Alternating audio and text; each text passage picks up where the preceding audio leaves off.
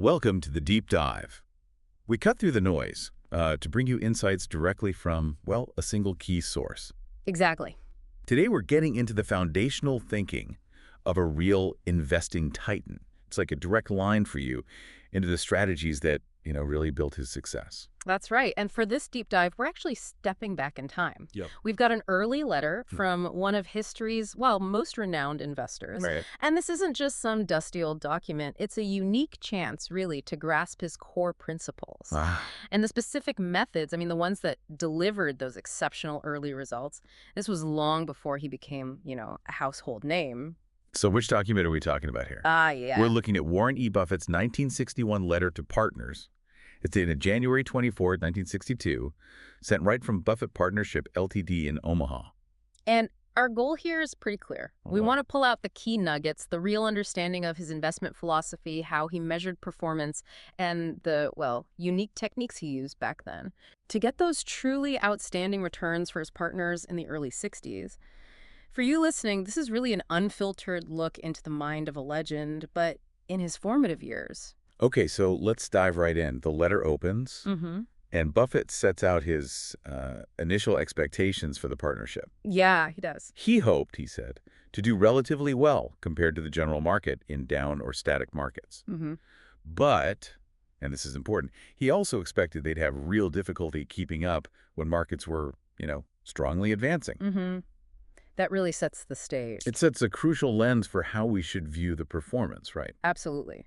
And despite that caution about strong markets, 1961 itself was, well, in Buffett's words, certainly a good year for the general market. Right. The Dow Jones Industrial Average, the Dow, it showed an overall gain of 22.2%, including dividends. Pretty good. Yes, solid year. But get this, the partnerships that operated through that whole year, they achieved an average gain of 45.9%. That's after all operating expenses, but before payments to partners. So, just exceptional outperformance right there at the start. Okay, let's unpack this a bit more then. If you look at the whole 5-year track records, say 1957 to 1961, and compare the partnership gains to the Dow. Yeah, the comparison is stark. Well, exactly. Like at 1957, the Dow was actually down 8.4%. But the partnership up 10.4%. Big difference in a down year. Huge. And then 1960, similar story, Dow down 6.3%, partnership gains 22.8%. Right. And even in the up years, like 58 and 59, they still managed to beat the Dow. 40.9 versus 38.5 and 58, and 25.9 versus 19.9 and 59. And what's really striking is when you compound that over the 5 years, for the overall partnership from 57-61, it's a 251.0% gain. 250%. Yeah. Compared to the Dow's 74.3% over that same period, it just completely blows it away. And even if you look at the pro forma results, adjusted for what the limited partners actually saw. Right, what an investor would have netted. It's still huge outperformance. 181.6% for the limited partners versus that same 74.3 for the Dow. This kind of consistent edge, it doesn't just happen by accident. How did they manage that, especially so early on? Well, I think it really speaks to the rigor of Buffett's approach, even back then. A critical first step for him was setting clear, objective yardsticks. Before the fact. Exactly, before knowing the results. Not trying to, spin things later to look good. Right. Makes sense. That transparency, that clarity was just fundamental for his partners. Everyone knew what good looked like from the start. And he chose the Dow as his main benchmark, his measure of par. Why the Dow specifically? He explained it. He said it's widely known. It has a long period of continuity, and it reflects, with reasonable accuracy, the experience of investors generally with the market. Okay, fair enough. And he also said a minimal test of performance is really 3 years. You need that time horizon. And he didn't just set the benchmark. He actually argued the Dow was pretty tough competition. Yeah, he called it a reasonably tough competitor. He even referenced Arthur Weisenberger's book on investment companies, which tracked performance from 1946 to 1960. And what did that show? The stats are quite surprising, actually. Of 38 major mutual funds comparable to the Dow, fully 32 did worse than the Dow. 32 out of 38. Right. Only 6 did better. And even those 6 only beat it by, quote, not more than a few percentage points a year. Wow. And this was a big industry even then, over $20 billion invested, millions of investors. So that really challenges the idea that just hiring a professional manager automatically means you'll beat the market. It definitely does. Even back then, it shows beating the market consistently was, well, really hard, even for the established players. Okay, so if these mutual fund giants weren't setting the world on fire relative to the Dow, how did Buffett's partnership stack up against them? Ah, good question. The letter does a direct comparison. It takes the partnership's limited partners' pro forma results and puts them against four of the absolute biggest investment companies of that time: Massachusetts Investors Trust, Investors Stock Fund, Tricontinental, and Lehman Corporation. Okay, the heavyweights. Absolutely. Combined assets of over $3.5 billion. Huge for the time. And the comparison. It's striking. Year after year, 57 through 60, the Buffett partnership's gains often just dwarfed what these giants achieved, especially in the down markets. Right, like 1960 again. Exactly. In 1960, these big funds were basically flat or slightly down, minus 0.9% to plus 2.8%. The limited partners in Buffett's group, they saw an 18.6% gain. Big difference. It just vividly shows how, well, exceptional the partnership's results really were, even against the biggest names out there. So it's clear this wasn't just one simple trick. The letter shows the investment approach was actually broken down, right, into three distinct categories. That's right. Three categories, each with, as he put it, different behavior characteristics. And he noted the mix between them was partly planned, partly just seizing opportunities as they came up.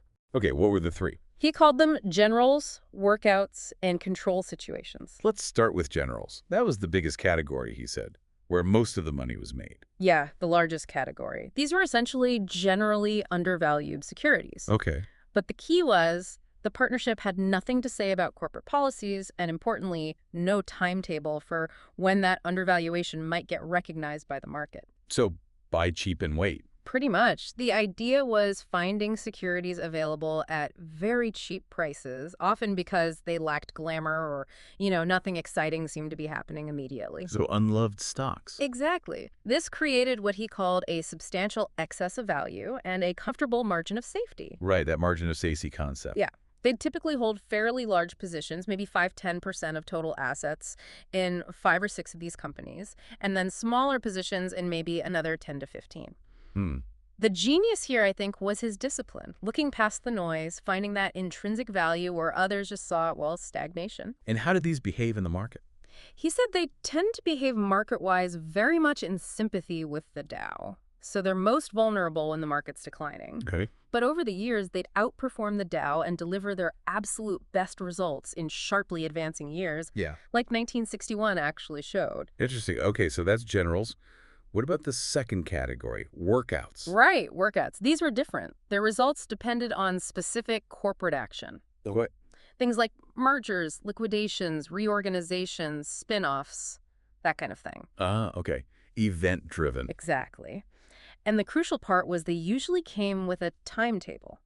This allowed him to predict the returns within, quote, reasonable error limits. So more predictable outcomes. Much more predictable. Okay. This category provided reasonably stable earnings from year to year, and importantly, it was largely irrespective of the course of the Dow. Didn't matter what the broad market was doing. Right.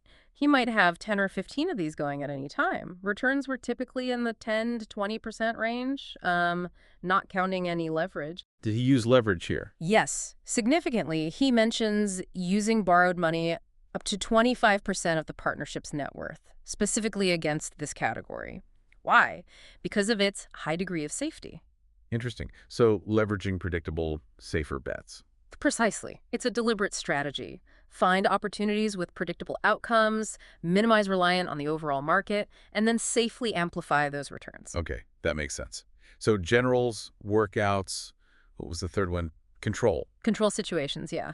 This is where the partnership either outright controlled a company or took such a large position they could influence its policies. So getting actively involved. Very actively involved. And he noted these are measured over several years. They might not show immediate gains like a workout. Can you give an example? He did. Dempster Mill Manufacturing Company. Okay. They initially bought it as a general, just an undervalued stock 5 years earlier. But by August 1961, they'd gained majority control, owning 70%. What did Dempster do? Manufactured farm implements, water systems, had sales around $9 million in 61, but profits were minimal. He blamed a poor management situation and a fairly tough industry. So a turnaround situation, maybe? Potentially.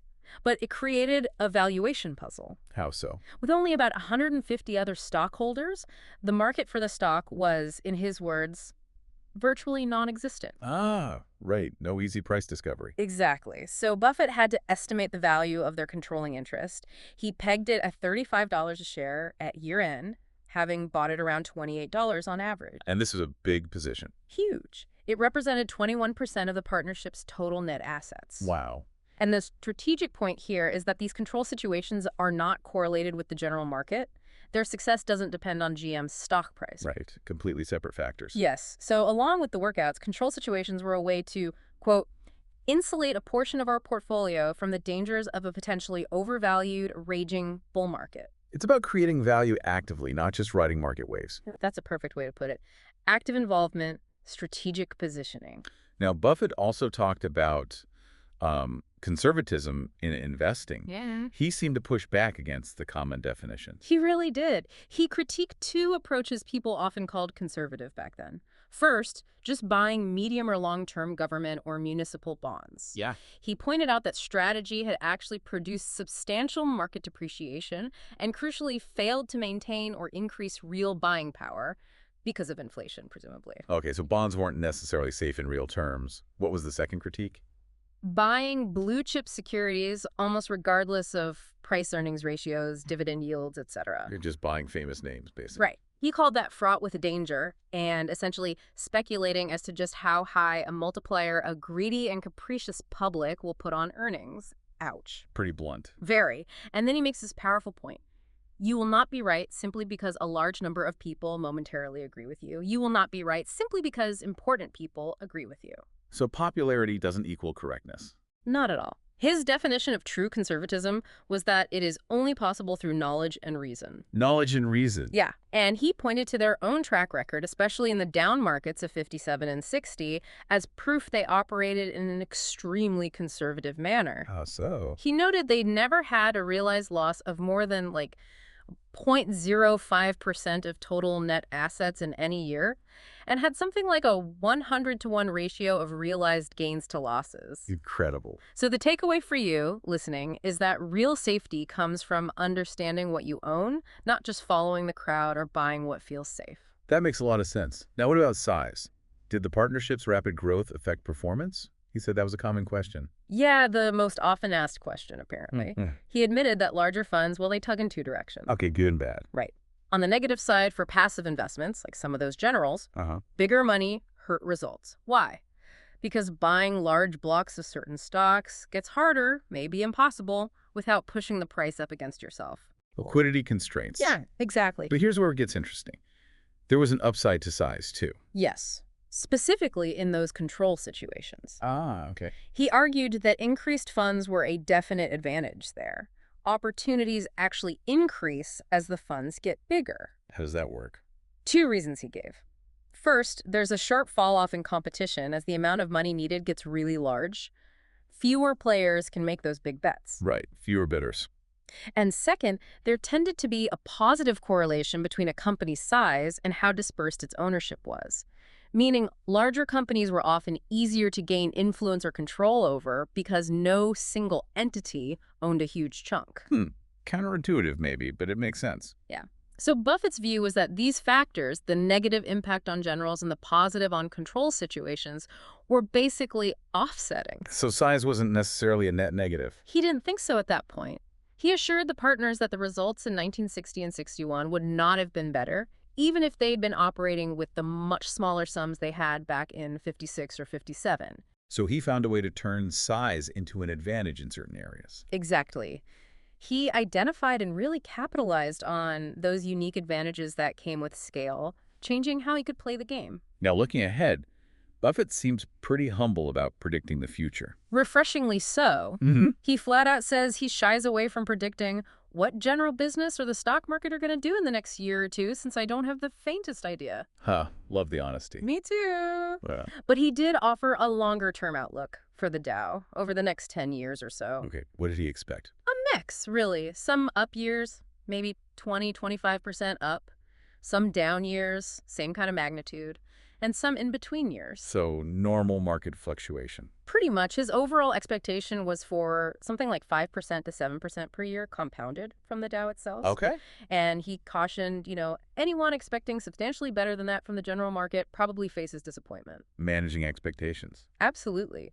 It grounds everything in a long-term view. Short-term swings matter less than that sustained average performance. And based on that view of the market, what was the partnership's goal? He made it really clear their core job was to pile up yearly advantages over the performance of the Dow. Relative performance. Yes, without worrying too much if the absolute result in a given year was positive or negative. So beating the Dow is the main thing.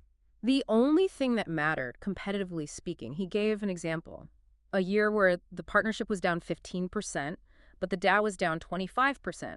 He'd consider that much superior to a year where both were up 20%. It's a crucial distinction. It really is. And he expected their best years relative to the Dow would likely be in those declining or flat markets. Consistent with the 57 and 60 results. Exactly. The long-term goal.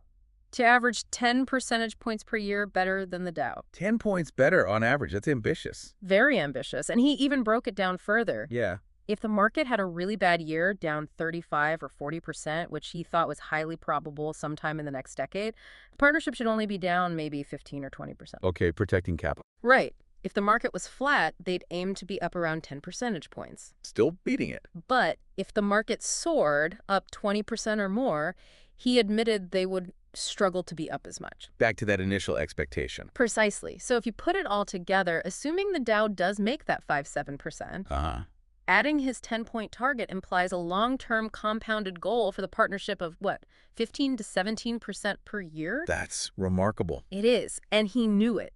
He called these expectations somewhat rash and admitted he might be wrong, but he felt the partners were certainly entitled to know what I'm thinking. That transparency again. Always. Yeah. Setting those relative expectations so clearly is just a key insight into how he built trust and managed those long-term partnerships. So bringing this all together, it's really compelling how much we can learn from just this one early letter. It really is. You see this consistent philosophy of value, this unique operational method with the 3 pillars, and just this unwavering commitment to being open and honest with partners. It's like the blueprint was already there. Absolutely. And it just shows the power of going back to the source, understanding those core principles directly. Buffett's ideas from 1962, things like valuing knowledge over herd mentality, setting clear benchmarks, diversifying across different types of opportunities like generals, workouts, control situations. These are timeless. Still relevant today. Absolutely. Still vital for anyone trying to navigate today's, pretty complex markets. So as you, our listener, reflect on this deep dive, maybe consider this. What benchmarks are you using to measure success? Not just in investing maybe, but in any area where you're trying to grow or outperform. And are those benchmarks really truly aligned with your long-term goals?